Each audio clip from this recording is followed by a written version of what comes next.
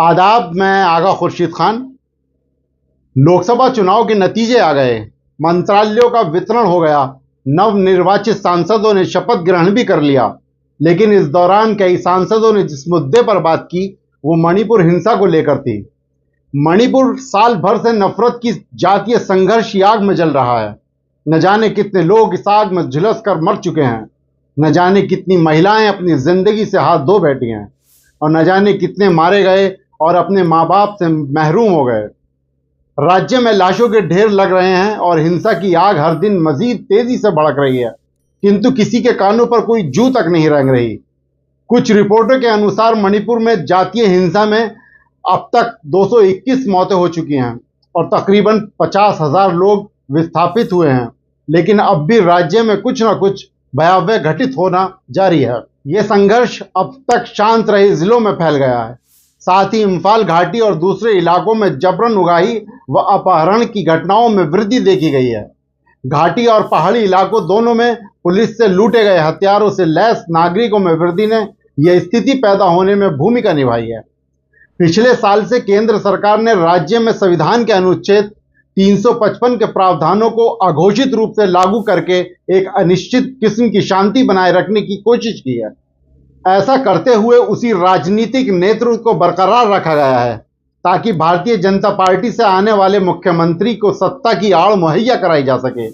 प्रधानमंत्री नरेंद्र मोदी ने संघर्ष पर मानवीय विराम के लिए कोशिश करने या शांतिपूर्ण समाधान की दिशा में काम करने में बामुश्किल कोई भागीदारी की है, जबकि गृह मंत्री नियमित रूप से सुरक्षा ब्रीफिंग बुलाते हैं, पर शायद ही कुछ हासिल होता है। बहुत सारे सुरक्षा प्रशासनिक अधिकारियों के साथ हुई ताजा बैठक में मुख्यमंत्री आमंत्रित नहीं थे।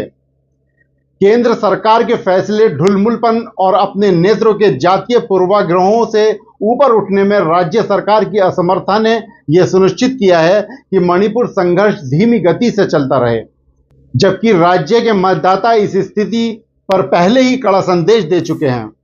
आम चुनाव में, खासकर घाटी में, मिलिशिया द्वारा वोटरों को रोकने के लिए खुलेआम डराए जाने के बावजूद विपक्षी कांग्रेस पार्टी ने भीतरी और बाहरी मणिपुर निर्वाचन क्षेत्रों में निर्णायक जीत हासिल की।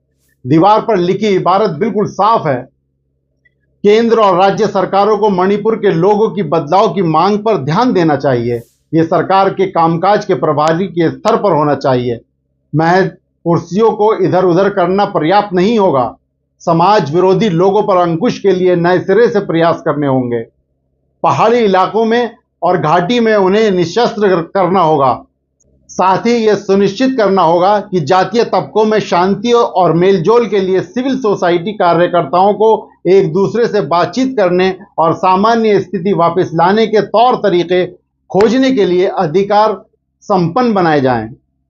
पड़ोसी राज्यों की सरकारों को प्रतिनिधि और नवनिर्वाचित सांसद एक दूसरे के शत्रु बने जातीय समूह के बीच सुलह कराने में मदद कर सकते हैं।